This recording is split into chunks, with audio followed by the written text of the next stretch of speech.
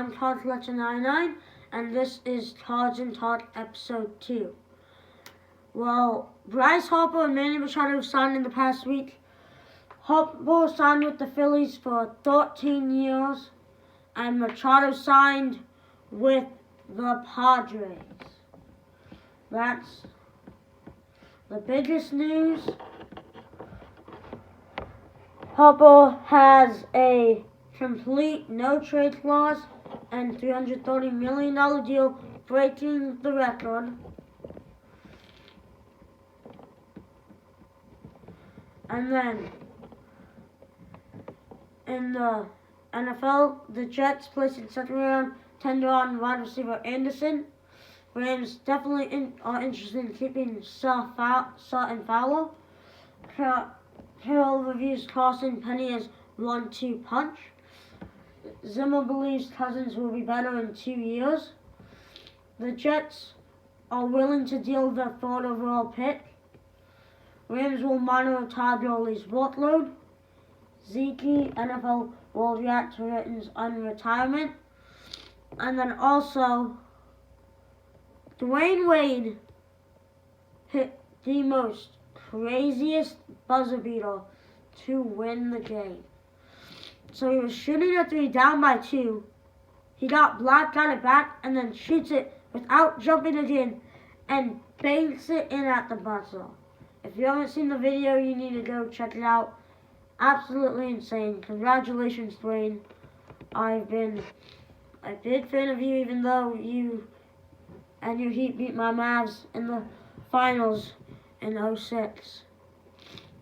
And then also, Kyle Murray measured in at 5 foot and 10 inches at the NFL Combine. 49ers haven't made play for Brown. And Kings badly the thought avoid serious injury, diagnosed with left knee sprain. I'm glad it's not too serious. Get well soon, Marvin. I've been a fan of him for a bit. And then, I've been saying this for like the entire year into off-season. Giannis Antetokounmpo will win MVP. I believe it, and Paul George is making a push, and he's having a great year, but I don't think that he's going to do good enough.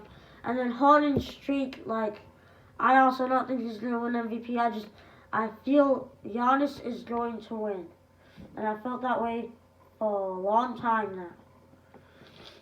The NBA standings in the Eastern Conference: Milwaukee Bucks 47-14, first place. Raptors are 2.5 games back. Pacers are 7.5 games back. Philadelphia Philly 76ers, my bad, are 8 games back. Boston Celtics are 10.5 games back. Brooklyn Nets are 16 games back. Detroit Pistons are 17.5. And then rounding out playoffs, we have the Magic at 19 games back. And then in the 9th through 15th seed, there's Hornets who are 19 games back. Heat 19.5.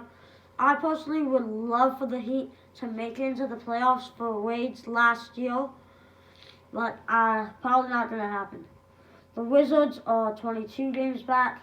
Atlanta Hawks are 26.5 games back. Bulls 30.5 games back. Cavs 33 games back. And then the New York Knicks at 34 games back. In the Western Conference, there's a tie for first place with the Denver Nuggets, who are 42-18, and the Golden State Warriors 43-19. And it looks like the Denver Nuggets won the tiebreaker. The Thunder are 4 games back. Trailblazers are 4.5 games back. Raptors are 6.5 games back. Utah Jazz are 8 games back. San Antonio Spurs 9.5 games back. LA Clippers also 9.5 games back. That rounds out the playoffs. And then the 9 through 15 seeds are Kings 11.5 games back. Los Angeles Lakers 12.5 games back. Everyone's thinking Lakers making playoffs, and LeBron's playoff mode isn't going to do it. But I feel like they're underestimating LeBron. LeBron can easily carry this team to the playoffs. He's carried a worst Cavs team to the finals. And I feel like once they get Lonzo back, now everyone goes around saying he's a bust and he's not as good as all the hype. But if you watch the Lakers play, he isn't horrible on offense, and he's been locking down on defense and making plays. And I feel like he's really going to help the Lakers make a push for playoffs once he gets healthy. Also, LeBron hit a pretty great three-pointer that clutched a game out recently. Minnesota Timberwolves are 13.5 games back. Then my Dallas Mavericks are 15.5 games back. They're not going to make playoffs after trading away all the pieces that they did. Then the Pelicans are 16.5 games back. Grizzlies are 19.5 games back. And then Phoenix Suns in last place are 31 games back. I'll give my opinion on the Suns. Devin Booker, he's been doing pretty good. He deserves to be an all-star. I don't know how he didn't. He's been doing really good, and I feel like people underrate him because he's on a super bad team. Aiden's not doing as good as I thought he would, but I feel like he can develop more. And I feel like the Suns should tank even more than they already are, because I feel like they need to guarantee Zion Williamson. I feel like they need that. And then also, Luka Doncic has turned 20 today, the day I'm recording this episode. And his stats as a teenager are 20.9 points, 5.7 assists, 51.2 efficiency rating, 72.6 free throw percentage, and 43.4 field goal percentage. He's been balling. He's been doing great. And I feel like he's only going to get better. His career high as a teenager was 35 points, which is higher than Jason Tatum's. And I'm going to give my opinion on Jason Tatum. This is really unpopular, but he's overrated and doesn't deserve to be an all-star. I can name 10 guys who should be there over him in the East alone. He's overhyped. He's good, but I don't see him as a top 20 player in the league currently.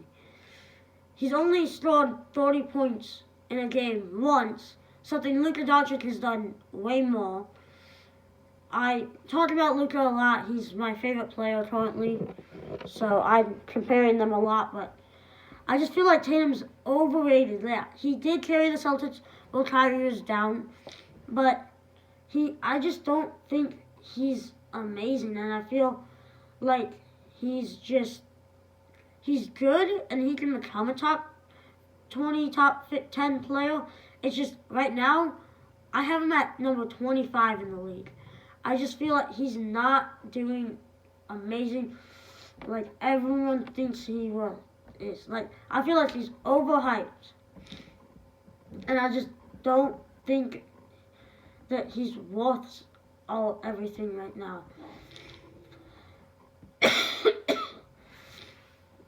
That's just my opinion on him. And now that Bryce Harper signed with the Phillies, Tyler Kimbrell probably won't be going to Phillies unless they're looking for a short term. And now it's time for a card of the week, as we're going to close out this episode. Today, for the card of the week, I chose my Andre Dawson auto out of 386 from the 5-star thing. And the 5 stars for this card was MVP of 1987, NL, leading 49 home runs, 137 RBIs. 1 of 8, 300 home run, 300 stolen basemen. 10th in the NL home runs, 409 at retirement. 6th all-time in Cubs slugging, 507, and elected to the Hall of Fame in 2010. I got this as a Christmas present this year, and it's number 3 out of 8, 386, and I was always a huge Andre Dawson fan. He was my second favorite Cub of all time, behind Ryan Sandberg. And he just has such a nice auto that I really appreciate this card. Thanks for listening. See you in 2 weeks. Bye.